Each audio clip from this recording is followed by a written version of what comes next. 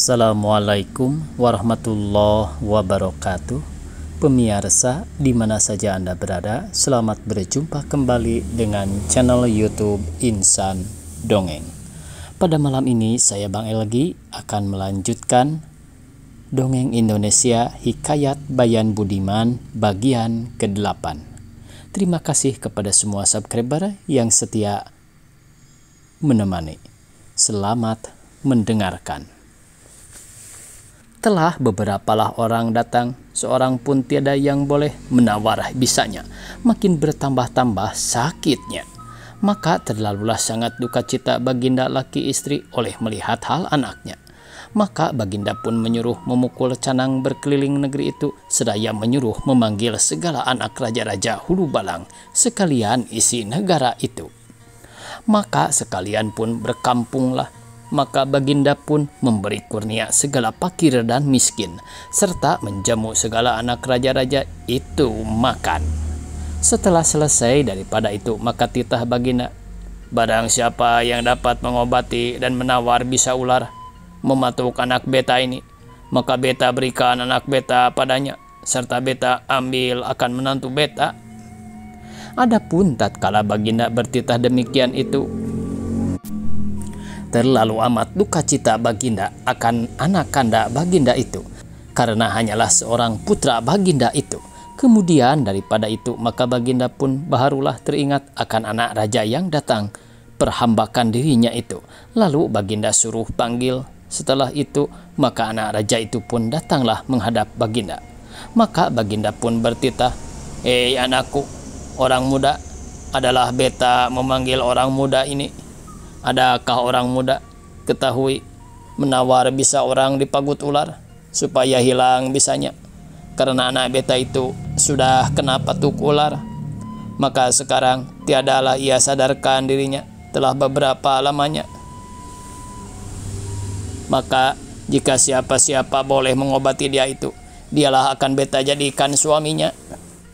Maka sembah anak raja itu, "Ampun tuanku Syah Alam, adalah pekerjaan itu hendak patik mengatakan boleh, barangkali tiada boleh.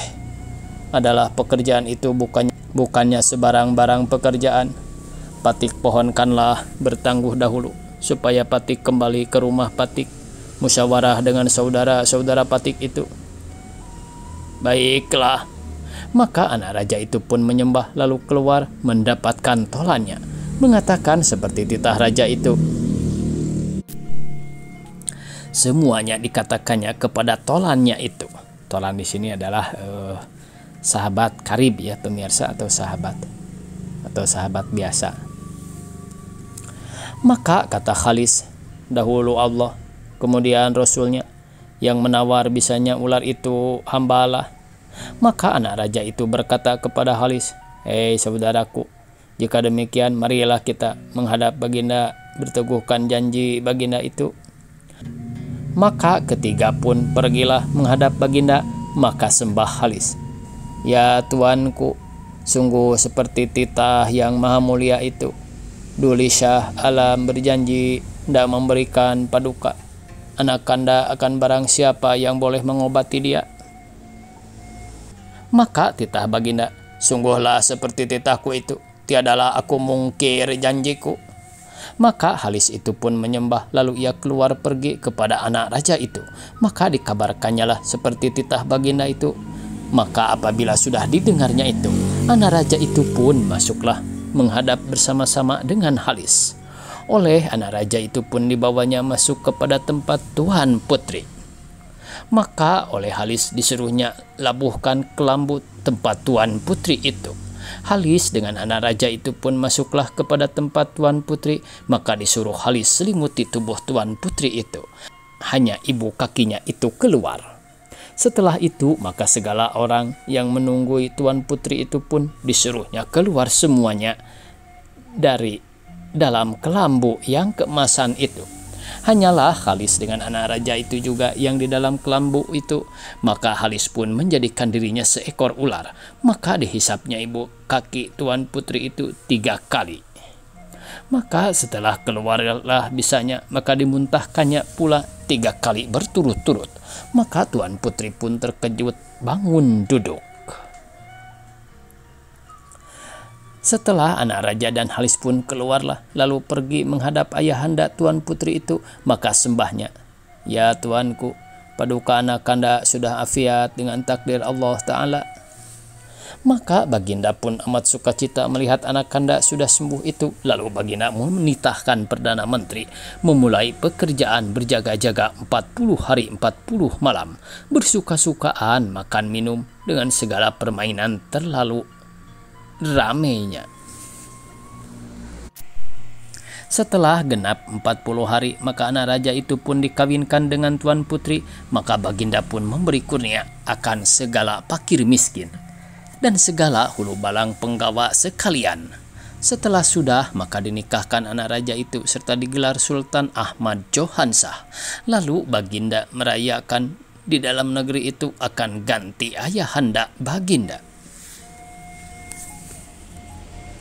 Setelah sudah anak raja itu kerajaan, maka Taksai dan Mukhalis dan Khalis pun bermohonlah hendak kembali masing-masing ke tempatnya. Maka kata anak raja itu, "Kemana tuan hamba hendak pergi? Jikalau boleh, janganlah kita bercerai, karena tuan hamba sudah menjadi saudara kepada hamba." Maka sembah Taksai bahwa hambalah syekh yang menari di tengah jalan itu. Hamba dijadikan Allah Subhanahu wa Ta'ala orang muda akan mengerjakan pekerjaan tuanku itu, karena tuanku memberi emas sekati. Maka kata Halis, "Adalah hamba ular yang tuanku beri daging pada paha tuanku itu. Akan sekarang hamba bermohon kepada tuanku hendak mendapatkan anak istri hamba." Maka sembah Muhalis, "Hamba pun demikian juga. Hambalah katak yang tuanku menukarkan daging paha tuanku itu." Setelah sudah berkata-kata itu, maka raja pun mengurniakan persalinan dengan emas dan perak. Maka Taksai pun bermohon, lalu pulanglah. Maka Mukhalis pun menyembah ke bawah duli, lalu ia menjadi katak. Maka Khalis pun lalu menyembah ke bawah duli, maka masing-masing pun pulanglah ke tempatnya.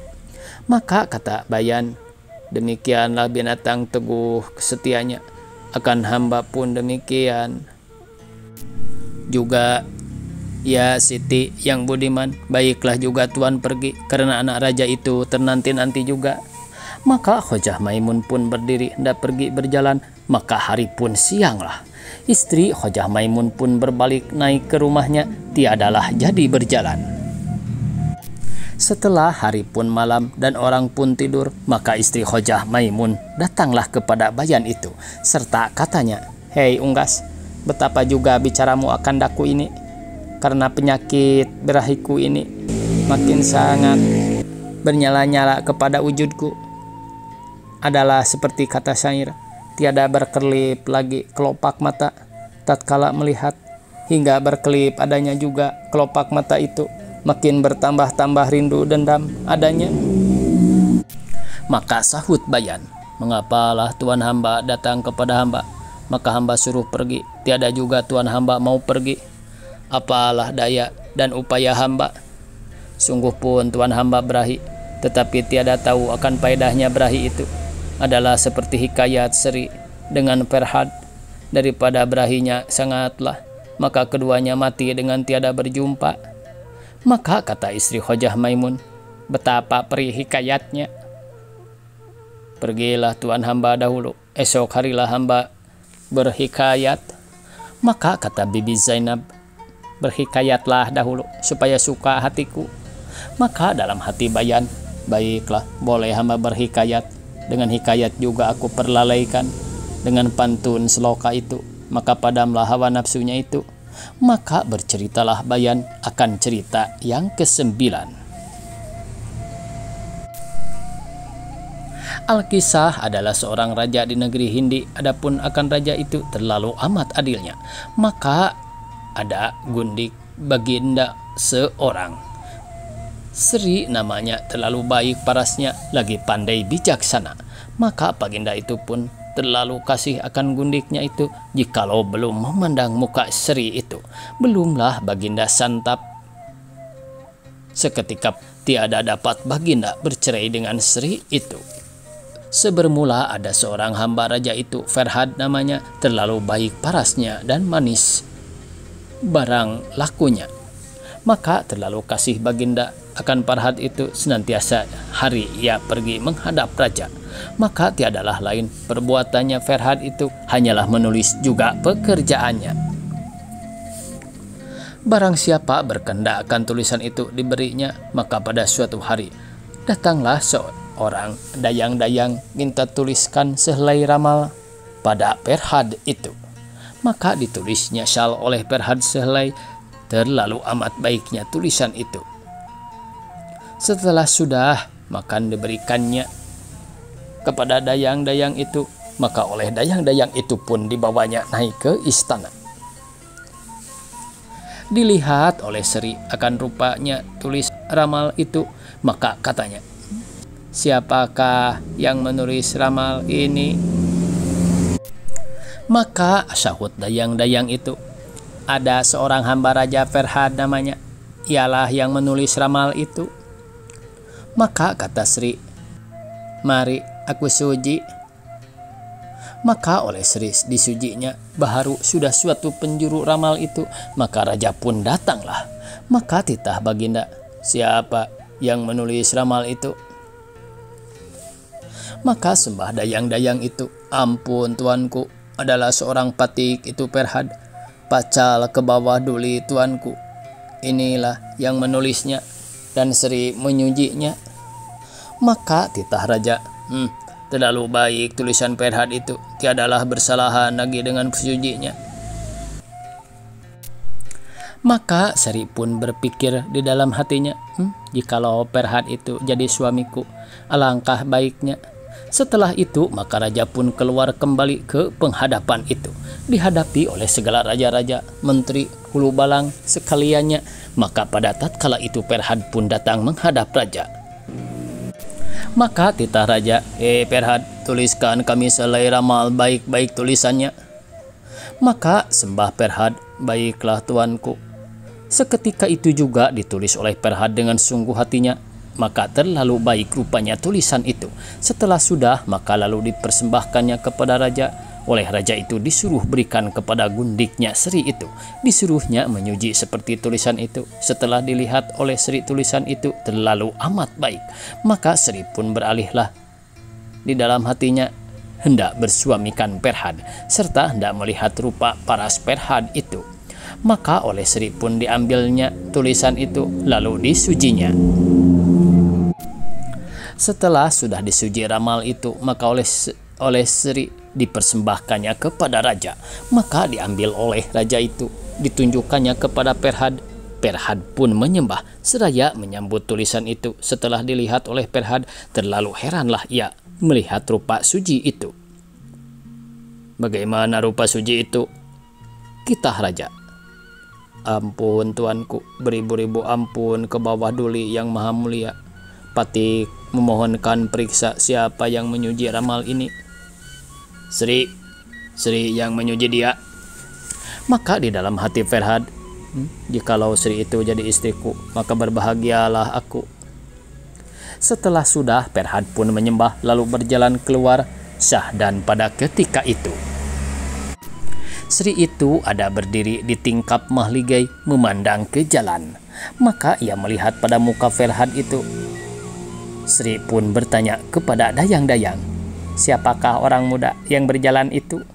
Maka kata dayang-dayang, "Itulah yang bernama Ferhad yang pandai menulis."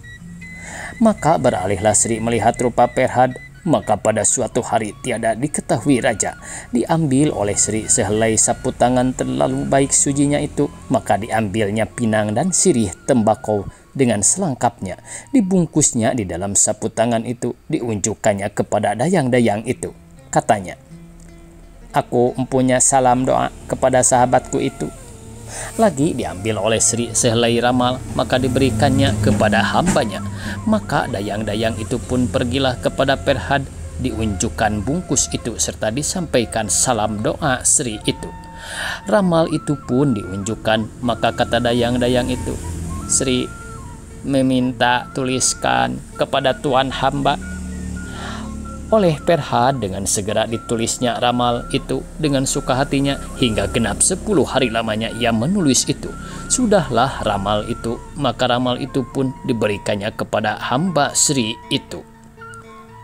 Jika dapat Tuan hamba itu menguji ramal itu, sungguhlah Tuan hamba itu pandai lagi bijaksana. Maka oleh hamba Sri itu diambilnya tulisan ramal itu segera dibawanya kepada tuannya. Segala kata Perhad itu semuanya disampaikan kepada tuannya. Demi Sri mendengar kata itu, maka Sri pun tersenyum seraya melihat rupanya tulisan itu. Demikian maka oleh Sri segera disujinya ramal itu hingga 5 hari juga lamanya. Maka ramal itu pun sudahlah disujinya. Oleh Sri diambilnya ramal itu, lalu diberikannya kepada dayang-dayang itu. Disuruhnya bawa kepada Perhad seraya katanya, katakan olehmu, inilah ramal yang Tuan hamba tulis 10 hari lamanya. Dengan 5 hari juga disucinya oleh Tuan Beta. Maka disambut oleh dayang-dayang itu, ia pun pergilah kepada Perhad. Setelah sampai diunjukkan ramal itu serta disampaikan segala kata-kata tuannya, dikatakan kepada Perhad. Setelah Perhad melihat suji pada ramal itu, maka Perhad pun makin bertambah-tambah berahinya akan Sri itu.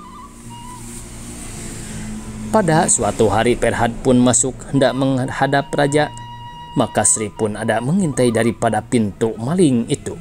Maka Perhad pun terpandanglah kepada muka Sri. Sri pun terpandang kepada Perhad. Kata Sri kepada Perhad dengan isyarat, demikian katanya, akulah yang bernama Sri. Aku pun beralihlah akan dikau. Apa bicaranya hendak menyampaikan hawa nafsuku ini? Maka Perhad pun menyembah kepada Sri lalu pulang ke rumahnya dengan beberapa berahinya. Setelah beberapa lama maka Sri pun pucat kuruslah dirinya, tiada mau makan dan minum. Dan Perhad pun pucat kurus, tiada mau makan minum juga. Setelah dilihat oleh raja kelakuan Sri itu seperti orang bercinta rupanya, maka raja pun terlalu duka cita di dalam hatinya. Sri ini lakunya beralihkan Perhad. Dari selama-lama ia mendapat ramal itu, lakunya tiada seperti dahulu kala. Raja pun bersembunyi pada suatu tempat. Perhad pun datang menghadap raja. Sri pun ada duduk mengintai dari kisi-kisi mahligai itu. Perhad pun terpandang pula kepada Sri. Lalu ia menyembah kepada Sri itu, dan Sri pun menyembah kepada Perhad. Oleh raja segala kelakuan Perhad dengan Sri itu semuanya dilihat oleh Baginda. Maka raja pun naik ke istana. Maka titah raja, hei Sri, oleh apakah sebabnya maka demikian kelakuanmu itu? Sakit tubuh patik ini tuanku, sahut Sri. Benarkah engkau ini berahikan Perhad? Maka Sri berdiam dirinya, satupun tiada apa katanya. Hei Sri, jangan engkau berbuat genap 2 kali lagi. Bertobatlah engkau. Jikalau tiada engkau tobat, niscaya kubunuh akan dikau bersama-sama dengan Perhad. Alhamdulillah, demikian janji Tuhan Rabbul Alamin. Syukurlah. Jikalau patik dibunuh pun, biarlah bersama-sama. Engkau kubunuh pada suatu tempat, maka haram jadah itu kubunuh pada suatu tempat lagi, sahut raja. Dijauhkan Allah Subhanahu wa ta'ala. Jangan yang demikian itu, jawab Sri. Maka pada hati raja, sungguhlah Sri ini beralihkan Perhad. Maka demikian katanya. Raja pun keluarlah kembali ke penghadapan itu. Maka Menteri Hulu Balang dan Perhad pun ada hadir menghadap itu. Waktunya habis pemirsa, dicukupkan sekian. Semoga esok kita bisa berjumpa kembali. Billahi taufiq wal hidayah. Wassalamualaikum warahmatullahi wabarakatuh.